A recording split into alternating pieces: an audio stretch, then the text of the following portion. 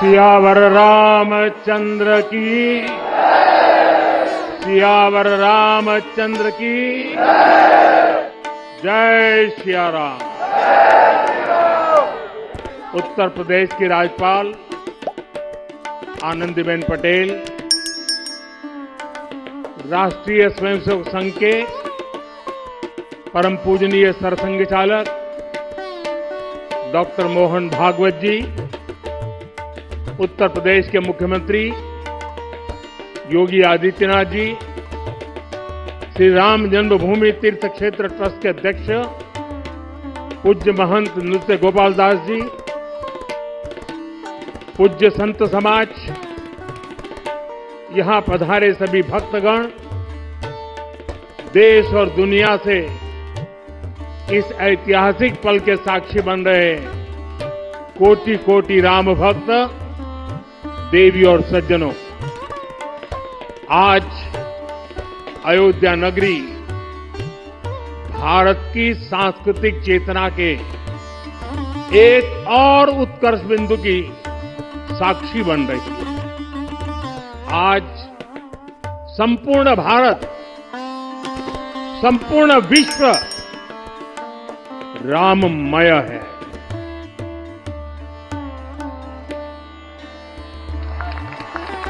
हर राम भक्त के हृदय में अद्वितीय संतोष है, असीम कृतज्ञता है, अपार अलौकिक आनंद है। सदियों के घाव भर रहे हैं,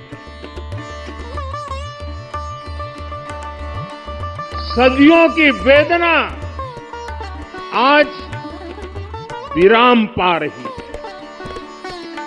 सदियों का संकल्प आज सिद्धि को प्राप्त हो रहा है।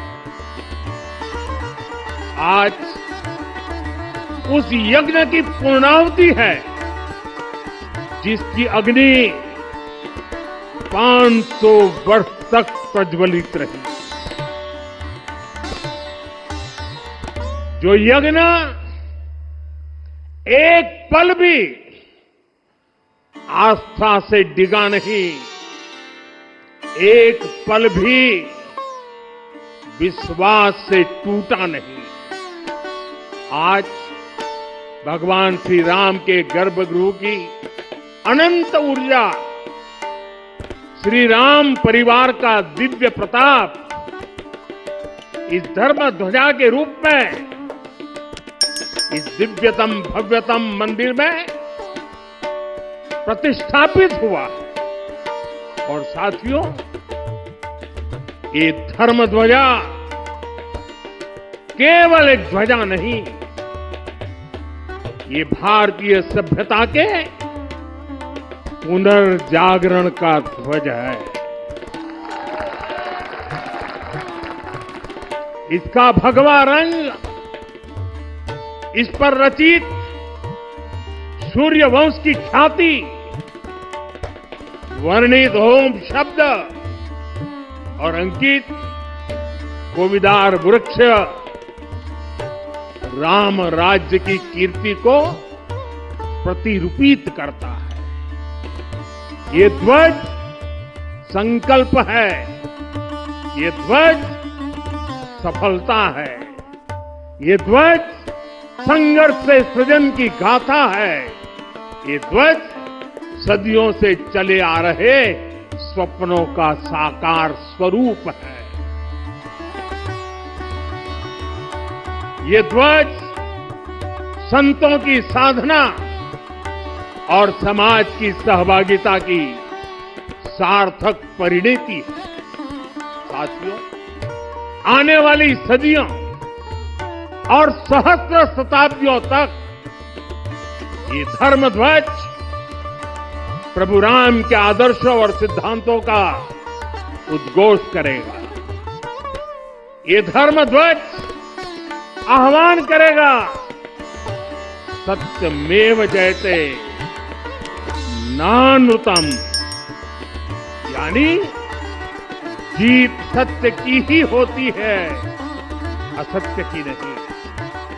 ये धर्म ध्वज उद्घोष करेगा, सत्यम एक पदम,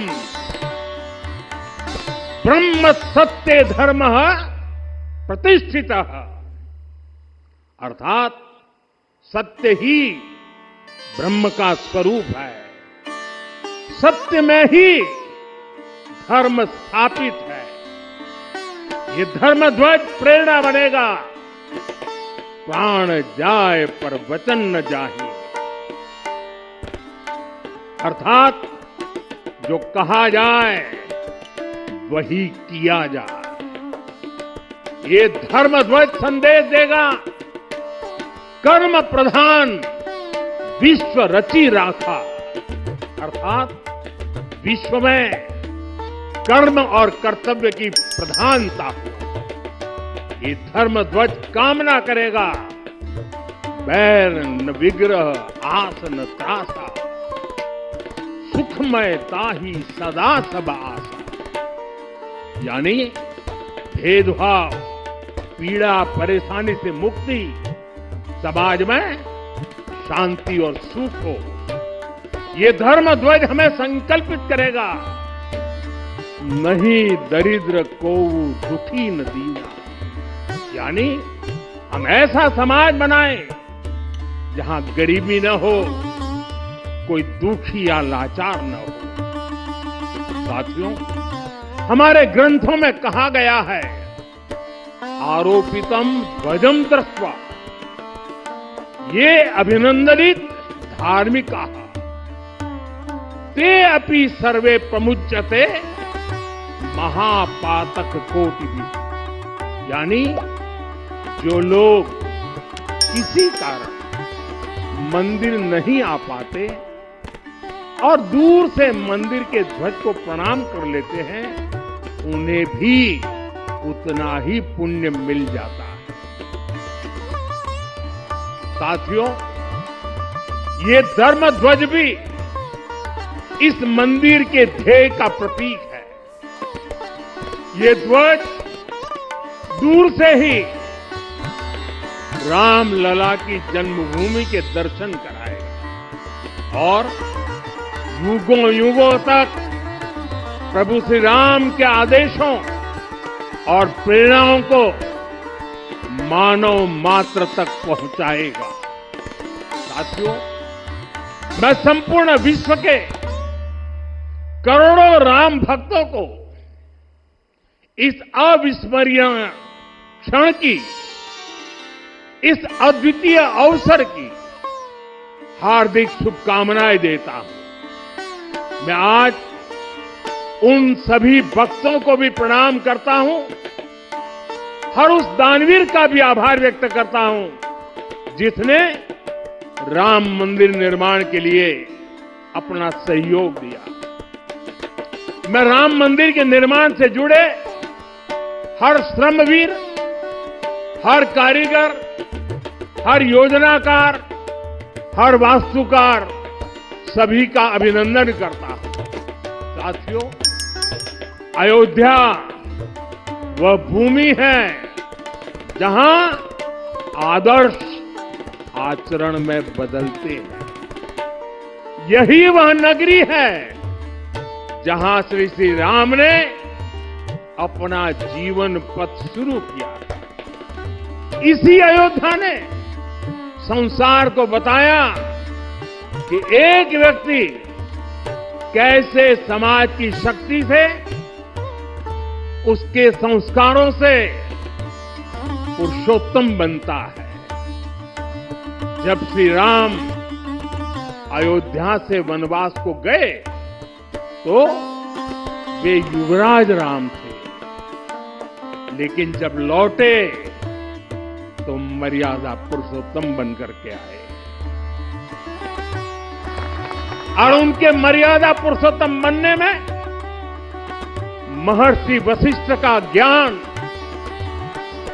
महर्षि विश्वामित्र की दीक्षा, महर्षि अगस्त्य का मार्गदर्शन, निषाद राज की मित्रता, मां शबरी की ममता, भक्त हनुमान का समर्पण, इन सब की अनगिनत ऐसे लोगों की महत्वपूर्ण भूमिका रही है। साथियों, विकसित भारत बनाने के लिए भी समाज की इसी सामूहिक शक्ति की आवश्यकता। मुझे बहुत खुशी है कि राम मंदिर का दिव्य प्रांगण भारत के सामूहिक सामर्थ्य की भी चेतना स्थली बन रहा है। यहां सप्त मंदिर बने हैं। यहां माता शबरी का मंदिर बना है, जो जनजातीय समाज के प्रेम भाव और आतिथ्य परंपरा की प्रतिमूर्ति है। यहां निषादराज का मंदिर बना है। ये उस मित्रता का साक्षी है जो साधन नहीं, साध्य को, उसकी भावना को पूजती है।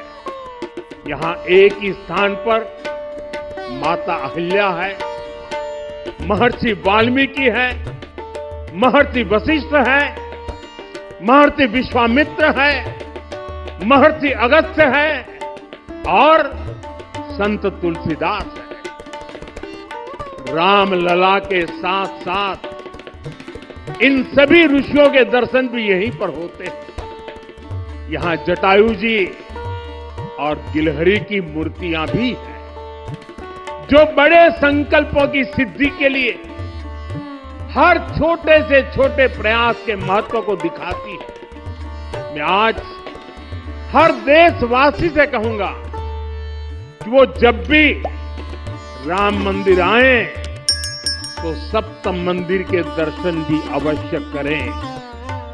ये मंदिर हमारी आस्था के साथ साथ मित्रता, कर्तव्य और सामाजिक सद्भाव के मूल्यों को भी शक्ति देते हैं। साथियों, हम सब जानते हैं हमारे राम भेद से नहीं, भाव से जुड़ते हैं। उनके लिए व्यक्ति का कुल नहीं, उसकी भक्ति महत्वपूर्ण है। उन्हें वंश नहीं, मूल्य प्रिय है। उन्हें शक्ति नहीं, सहयोग महान लगता है। आज हम भी उसी भावना से आगे बढ़ रहे हैं। पिछले 11 वर्षों में महिला, दलित, पिछड़े, अति पिछड़े, आदिवासी, वंचित, किसान, श्रमिक, युवा, हर वर्ग को विकास के केंद्र में रखा गया है। जब देश का हर व्यक्ति, हर वर्ग, हर क्षेत्र सशक्त होगा, तब संकल्प की सिद्धि में सबका प्रयास लगेगा और सबके प्रयास से ही 2047 जब देश आजादी के 100 साल मनाएगा, हमें 2047 तक विकसित भारत का निर्माण करना ही होगा। साथियों, रामलला की प्राण प्रतिष्ठा के ऐतिहासिक अवसर पर मैंने राम से राष्ट्र के संकल्प की चर्चा की थी। मैंने कहा था कि हमें आने वाले 1000 वर्षों के लिए भारत की नींव मजबूत करनी है। हमें याद रखना है, जो सिर्फ वर्तमान का सोचते हैं वो आने वाली पीढ़ियों के साथ अन्याय करते हैं। हमें वर्तमान के साथ साथ भावी पीढ़ियों के बारे में भी सोचना, क्योंकि हम जब नहीं थे ये देश तब भी था, जब हम नहीं रहेंगे ये देश तब भी रहेगा। हमें जीवंत समाज है, हमें दूरदृष्टि के साथ ही काम करना होगा। हमें आने वाले दशकों, आने वाली सदियों को ध्यान में रखना ही होगा। और साथियों, इसके लिए भी हमें प्रभु राम से सीखना होगा। हमें उनके व्यक्तित्व को समझना होगा। हमें उनके व्यवहार को आत्मसात करना होगा। हमें याद रखना होगा, राम यानी आदर्श, राम यानी मर्यादा, राम यानी जीवन का सर्वोच्च चरित्र, राम यानी सत्य और पराक्रम का संगम। दिव्य गुणे शक्र समो रामः सत्य पराक्रम। राम यानी धर्म पथ पर चलने वाला व्यक्तित्व। रामः सत्पुरुषो लोके सत्यः सत्यपरायण। राम यानी जनता के सुख को सर्वोपरि रखना। प्रजा सुखत्वे चंद्रस्य। राम यानी धर्म और क्षमा का दरिया। वसुधाया क्षमा गुणे है। राम यानी ज्ञान और विवेक की पराकाष्ठा। बुद्धया बृहस्पते तुल्य। राम यानी कोमलता में दृढ़ता। मृदु पूर्वज भाषते। राम यानी कृतज्ञता का सर्वोच्च उदाहरण। कदाचन नोपकारेण स्तुति नैकेन तुष्यति। राम यानी श्रेष्ठ संगति का चयन। शीला वृद्धे ज्ञान वृद्धे वयोवृद्धे च सज्जने। राम यानी विनम्रता में महाबल। वीर्यवान च वीर्येण महता स्वेन विस्मितः। राम यानी सत्य का अडिग संकल्प। न च अनुत्र कथो विद्वान। राम यानी जागरूक, अनुशासित और निष्कपट मन। निस्तिंद्र अपम्रत च स्वदोष परदोष विच। साथियों, राम सिर्फ एक व्यक्ति नहीं, राम एक मूल्य है, एक मर्यादा है, एक दिशा है। अगर भारत को साल 2047 तक विकसित बनाना है, अगर समाज को सामर्थ्यवान बनाना है, तो हमें अपने भीतर राम को जगाना होगा। हमें अपने भीतर के राम की प्राण प्रतिष्ठा करनी होगी। और इस संकल्प के लिए आज से बेहतर दिन और क्या हो सकता है। साथियों, 25 नवंबर का यह ऐतिहासिक दिन अपनी विरासत पर गर्व का एक और अद्भुत क्षण लेकर आया है। इसकी वजह है धर्म ध्वजा पर अंकित कोविदार वृक्ष। ये कोविदार वृक्ष इस बात का उदाहरण है कि जब हम अपनी जड़ों से कट जाते हैं तो हमारा वैभव इतिहास के पन्नों में दब जाता है। साथियों, जब भरत अपनी सेना के साथ चित्रकूट पहुंचे तो लक्ष्मण ने दूर से ही अयोध्या की सेना को पहचान लिया। ये कैसे हुआ, इसका वर्णन वाल्मीकि जी ने किया है। और वाल्मीकि जी ने क्या वर्णन किया है? उन्होंने कहा है, विराजित उद्गत स्कंधम कोविदार ध्वजः रथे।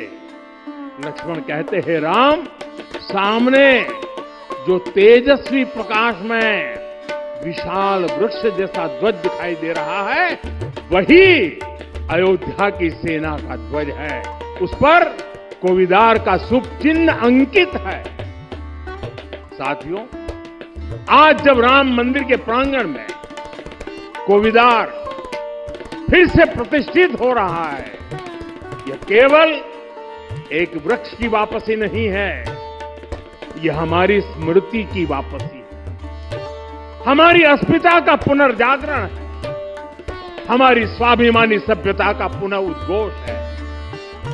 कोविदार वृक्ष हमें याद दिलाता है कि जब हम अपनी पहचान भूलते हैं तो हम स्वयं को खो देते हैं, और जब पहचान लौटती है तो राष्ट्र का आत्मविश्वास भी लौट आता है। और इसलिए मैं कहता हूं, देश को आगे बढ़ना है तो अपनी विरासत पर गर्व करना होगा। साथियों, अपनी विरासत पर गर्व के साथ साथ एक और बात भी महत्वपूर्ण है, और वो है गुलामी की मानसिकता से पूरी तरह मुक्ति। आज से 190 साल पहले 190 साल पहले साल 1835 में 1835 में मैकाले नाम के एक अंग्रेज ने भारत को अपनी जड़ों से उखाड़ने के बीज बोए थे। मैकाले ने भारत में मानसिक गुलामी की नींव रखी। 10 साल बाद यानी 2035 में उस अपवित्र घटना को 200 वर्ष पूरे हो रहे हैं। कुछ दिन पहले ही मैंने एक कार्यक्रम में आग्रह किया था कि हमें आने वाले 10 वर्षों तक उस 10 वर्षों का लक्ष्य लेकर चलना है कि भारत को गुलामी की मानसिकता से मुक्त करके रहेंगे। साथियों, सबसे बड़ा दुर्भाग्य यह है कि मैकाले ने जो कुछ सोचा था उसका प्रभाव कहीं व्यापक हुआ।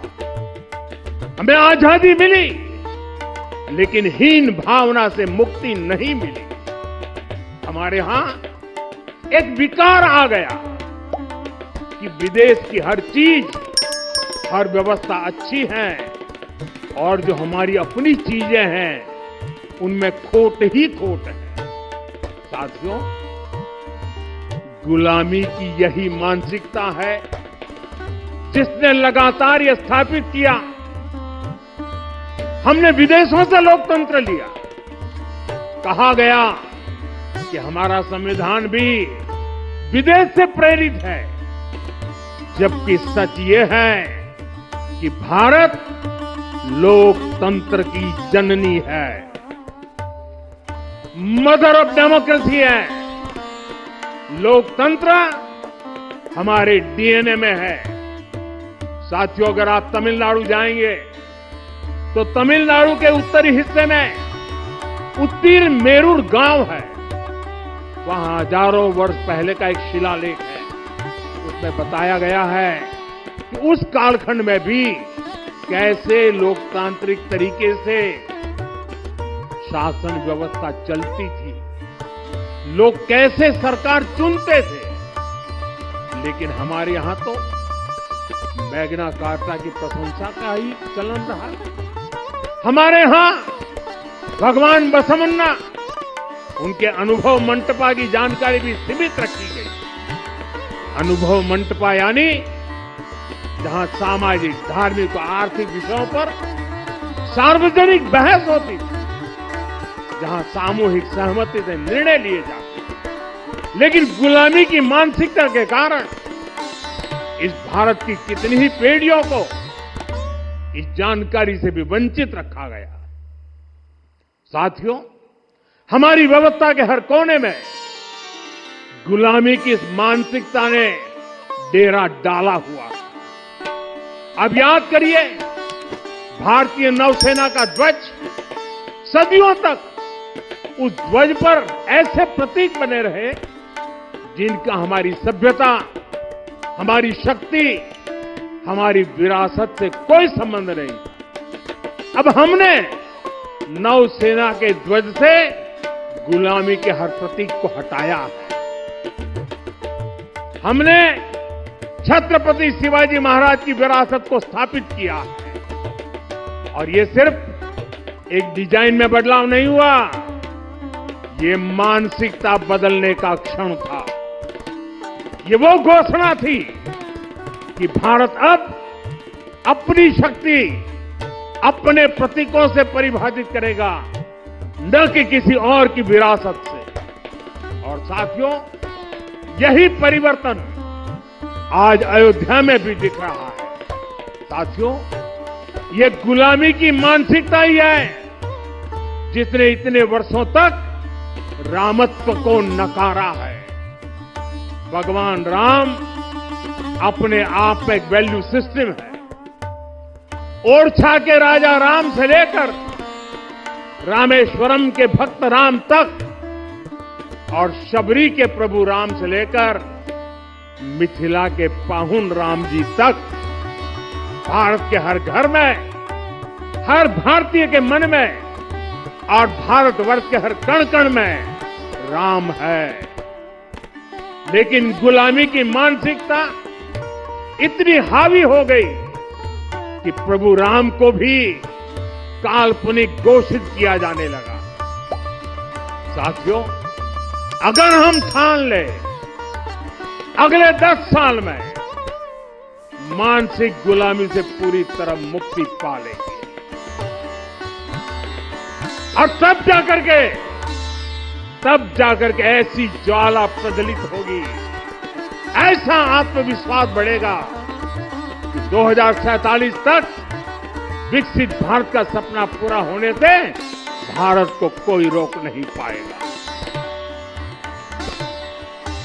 आने वाले 1000 वर्ष के लिए भारत की नींव तभी सशक्त होगी जब मैकाले की गुलामी के प्रोजेक्ट को हम अगले 10 साल में पूरी तरह ध्वस्त करके दिखा देंगे। साथियों, अयोध्या धाम में रामलला का मंदिर परिसर भव्य से भव्यतम हो रहा है और साथ ही अयोध्या को संवारने का काम लगातार जारी है। आज अयोध्या फिर से वह नगरी बन रही है जो दुनिया के लिए उदाहरण बनेगी। त्रेता युग की अयोध्या ने मानवता को नीति दी। 21वीं सदी की अयोध्या मानवता को विकास का नया मॉडल दे रही है। तब अयोध्या मर्यादा का केंद्र थी, अब अयोध्या विकसित भारत का मेरुदंड बनकर उभर रही है। साथियों, भविष्य की अयोध्या में पौराणिकता और नूतनता का संगम होगा। सरयू जी की अमृत धारा और विकास की धारा एक साथ बहेगी। यहां आध्यात्म और आर्टिफिशियल इंटेलिजेंस दोनों का तालमेल दिखेगा। राम पथ, भक्ति पथ और जन्मभूमि पथ से नई अयोध्या के दर्शन होते हैं। अयोध्या में भव्य एयरपोर्ट है। अयोध्या में आज शानदार रेलवे स्टेशन है। वंदे भारत और अमृत भारत एक्सप्रेस जैसी ट्रेनें अयोध्या को बाकी देश से जोड़ रही है। अयोध्या वासियों को सुविधाएं मिले, उनके जीवन में समृद्धि आए, इसके लिए निरंतर काम चल रहा है। साथियों, जब से प्राण प्रतिष्ठा हुई है तब से लेकर आज तक करीब 45 करोड़ श्रद्धालु यहां दर्शन के लिए आ चुके हैं। ये वो पवित्र भूमि है जहां 45 करोड़ लोगों के चरण रच पड़े हैं और इससे अयोध्या और आसपास के लोगों की आय में आर्थिक परिवर्तन आया, वृद्धि हुई है। कभी अयोध्या विकास के पैमानों में बहुत पीछे थी, आज अयोध्या नगरी यूपी के अग्रणी शहरों में से एक बन रही है। साथियों, 21वीं सदी का आने वाला समय बहुत महत्वपूर्ण है। आजादी के बाद के 70 साल में भारत विश्व की 11वीं सबसे बड़ी अर्थव्यवस्था बना। 70 साल में 11वीं। लेकिन पिछले 11 साल में ही भारत विश्व की 5वीं सबसे बड़ी अर्थव्यवस्था बन चुका है। और वो दिन दूर नहीं जब भारत विश्व की 3री सबसे बड़ी अर्थव्यवस्था भी बन जाएगा। आने वाला समय नए अवसरों का है, नई संभावनाओं का है और इस अहम कालखंड में भी भगवान राम के विचार ही हमारी प्रेरणा बनेंगे। जब श्री राम के सामने रावण विजय जैसा विशाल लक्ष्य था, तब उन्होंने कहा था, सौरज धीरज ते ही रथ चाका, सत्यशील दृढ़ ध्वज पताका। बल विवेक दम परहित गोरे, क्षमा कृपा समता रजु जोरे। यानी रावण पर विजय पाने के लिए जो रथ चाहिए, शौर्य और धैर्य उसके पहिए हैं, उसकी ध्वजा सत्य और अच्छे आचरण की है, बल विवेक संयम और परोपकार इस रथ के घोड़े हैं। लगाम के रूप में क्षमा दया और समता है जो रथ को सही दिशा में रखते हैं। साथियों, विकसित भारत की यात्रा को गति देने के लिए ऐसा ही रथ चाहिए, ऐसा रथ जिसके पहिए शौर्य और धैर्य हो, यानी चुनौतियों से टकराने का साहस भी हो और परिणाम आने तक दृढ़ता से डटे रहने का धैर्य भी हो। ऐसा रथ जिसकी ध्वजा सत्य और सर्वोच्च आचरण हो, यानी नीति नियत और नैतिकता से समझौता कभी न हो। ऐसा रथ जिसके घोड़े बल विवेक संयम और परोपकार हो, यानी शक्ति भी हो बुद्धि भी हो अनुशासन भी हो और दूसरों के हित का भाव भी हो। ऐसा रथ जिसकी लगाम क्षमा करुणा और संभाव हो, यानी जहां सफलता का अहंकार नहीं और असफलता में भी दूसरों के प्रति सम्मान बना रहे। और इसलिए मैं आदरपूर्वक कहता हूं, ये पल कंधे से कंधा मिलाने का है, ये पल गति बढ़ाने का है।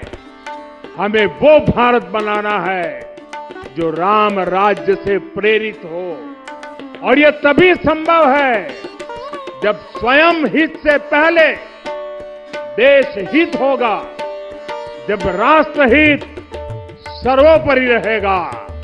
एक बार फिर आप सभी को बहुत बहुत शुभकामनाएं देता हूं। जय सिया राम, जय सिया राम, जय सिया राम। माननीय प्रधानमंत्री जी, सरसंघ चालक जी अब यहां से विदा लेंगे। आप सब बंधु खड़े होकर उनके आगमन पर अपनी कृतज्ञता व्यक्त कर सकते हैं।